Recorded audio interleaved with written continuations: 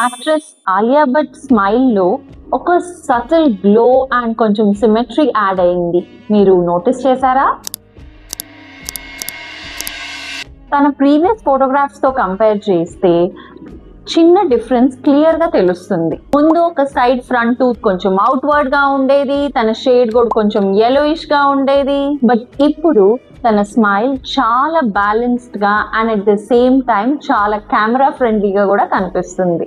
So that's the reason ఇప్పుడు actors, actresses, social influencers వీళ్ళందరూ aligners కి ప్రిఫరెన్స్ ఇస్తున్నారు.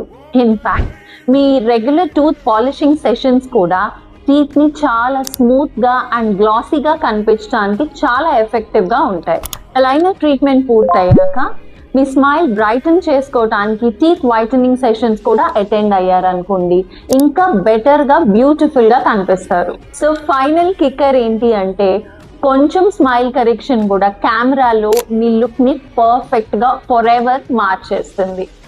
యాక్ట్రెస్ ఆలియా భట్ స్మైల్ లో ఒక సటిల్ గ్లో అండ్ కొంచెం సిమెట్రీ యాడ్ అయింది. మీరు నోటీస్ చేశారా?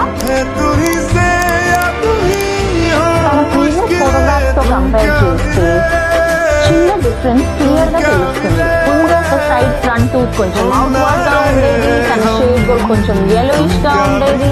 బట్ ఇప్పుడు తన స్మైల్ చాలా బ్యాలెన్స్ గా and at the same time చాలా కెమెరా ఫ్రెండ్లీగా కూడా కనిపిస్తుంది.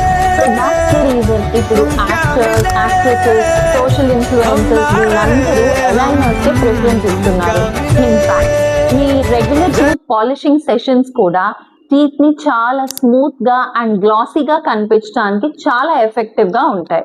అలైనర్ ట్రీట్మెంట్ పూర్తయ్యాక మీ స్మైల్ బ్రైటన్ చేసుకోవడానికి టీత్ వైటనింగ్ సెషన్స్ కూడా అటెండ్ అయ్యారనుకోండి, ఇంకా బెటర్ గా బ్యూటిఫుల్ గా కనిపిస్తారు. సో ఫైనల్ కిక్కర్ ఏంటి అంటే కొంచెం స్మైల్ కరెక్షన్ కూడా కెమెరాలో మీ లుక్ ని పర్ఫెక్ట్ గా ఫర్ ఎవర్ మార్చేస్తుంది.